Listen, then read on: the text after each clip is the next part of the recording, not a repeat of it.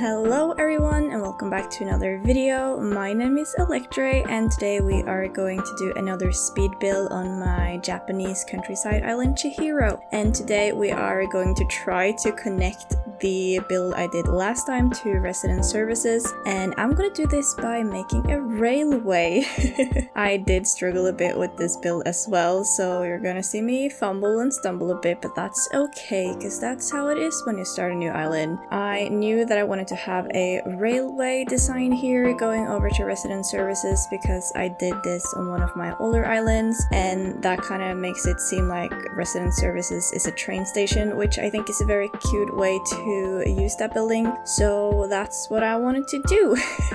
And I think the placement of resident services is perfect for this, especially with how I build my entrance, so I can't wait to decorate more around it in the future. But sometimes we do have to do this transition area kind of thingies to get to where we want to start. And I think a lot of you guys are interested in seeing transition areas or how you could decorate your transition areas, so I thought it would be nice to do a speed build where I do that instead of a full, very detailed build. I think it's also good for myself to do some transition areas to figure out how I want to style this island, and overall I'm very happy with how this transition area turned out, so you're just gonna have to wait and see. Therefore it doesn't necessarily feel like a complete build at the end of the video, but I still feel like it's pretty nice and it's gonna be so much fun decorating more around here. Now I'm just repeating myself, but that's okay. One thing that I really struggled with on this build is that I felt like the transition area here from the railway to, like,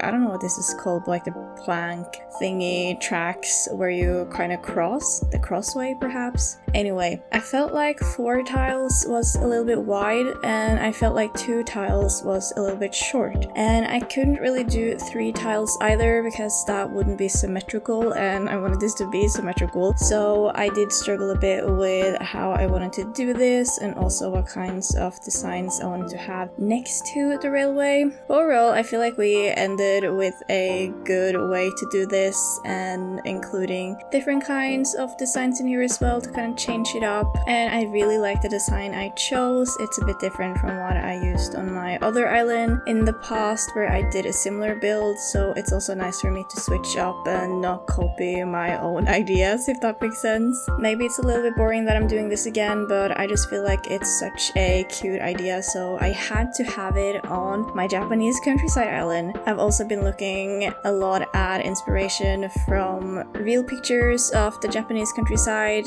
and at least on Pinterest I see so many pictures of these cute railways and overgrown railways especially, so I feel like it had to be included.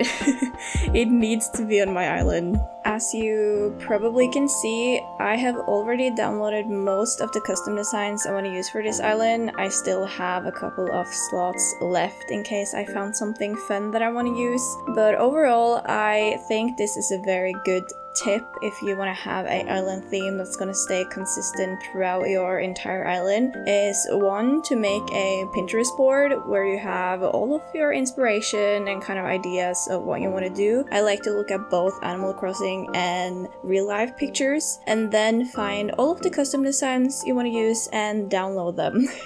It can seem a bit overwhelming at first. This is also why I'm putting a lot of custom designs down and removing them, because they are all so cute and I want to use them all at the same time, but that doesn't really work. So I do overwhelm myself a little bit, but I think overall it's a investment in the future, you could say, for your island, and it's nice to have just a good starting point and knowing what you're doing and having the custom designs you're excited to use. Because sometimes you might do some builds, download some designs and it looks great, and then down the line you might find some designs you like even more, and then those builds are not gonna match your old ones, if that makes sense.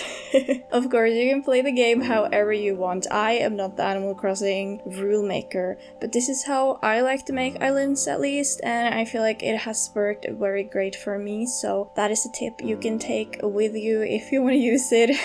I am very proud of the islands I have made recently, and I'm also very proud that I've been able to stick to my island themes, because when I made my first island I feel like that was a bit all over the place because I did what I mentioned now, and that was just downloading custom designs as I went on. So having your custom designs ready to go and just all grouped up together in an organized way, and also make sure it fits with the theme you have planned or the aesthetics or whatever. Overall, good tip.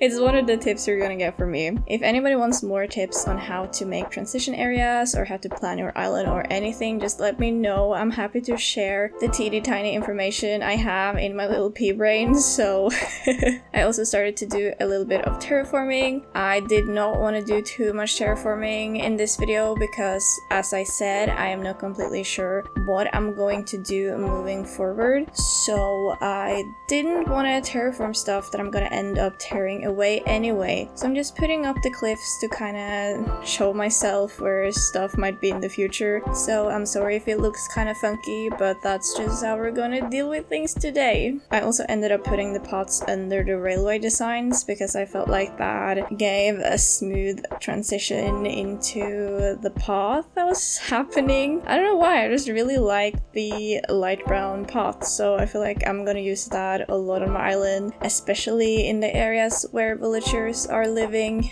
I'm very happy I can finally use them again, so that means I should use them to my full extent.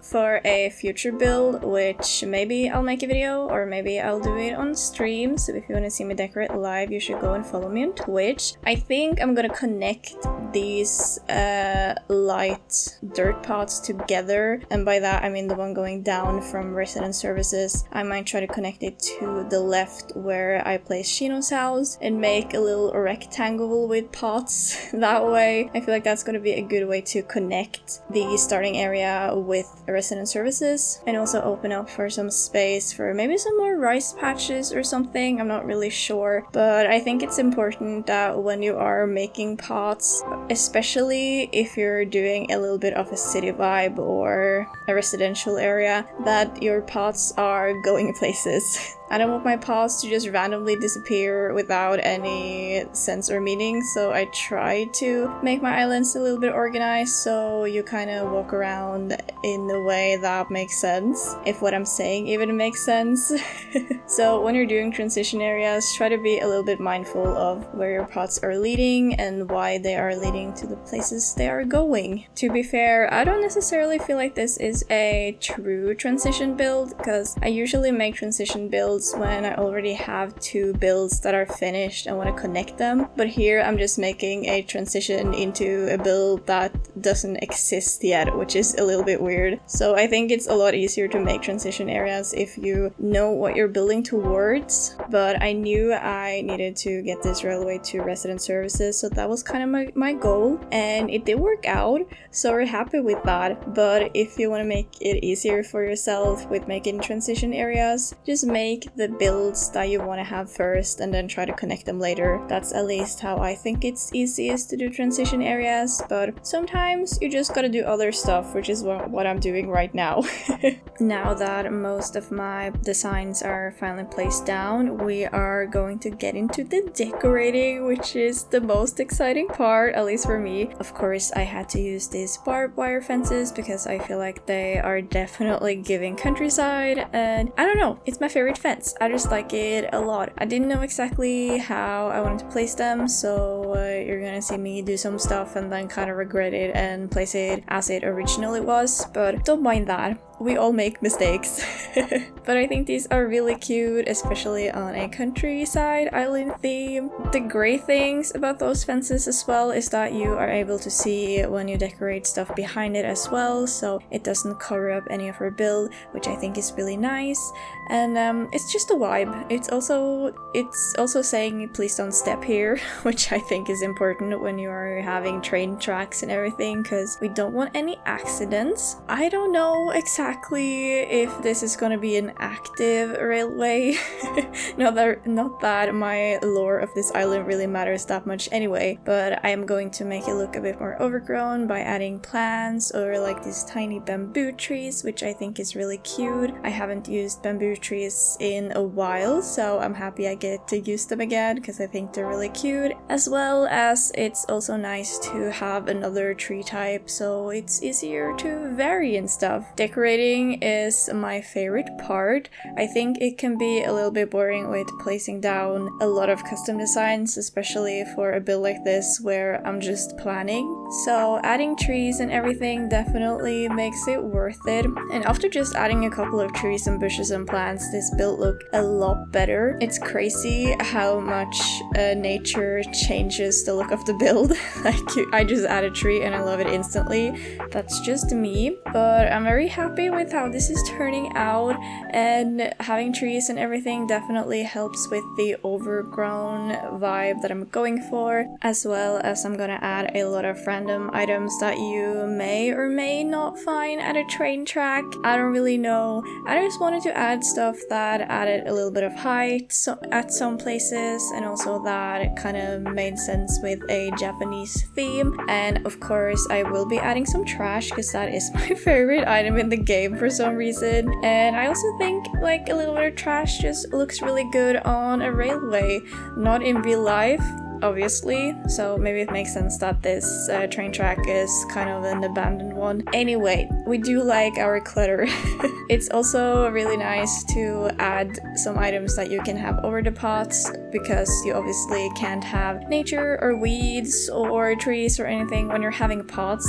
So I wanted to make sure that I add some different items to kind of spice it up and don't make it look so monotone. A great way to do this is definitely to use the pile of leaves or the scattered paper. That is also one of my favorite items, and I'm pretty sure I'm gonna use it a lot on this island, so just beware. I also tried to add a little bit more colors. Obviously this island is gonna be very green. I want to use only white and green flowers for this island, unless I suddenly got the energy or spark to do something else, but that is overall the idea I have right now. So it's gonna be a very green island, and therefore I think it's nice to have a little bursts here and there of different colors to make it look a bit more interesting. Even though I say at every sentence I'm trying to make it look a little bit more interesting, it is really important to vary a bit.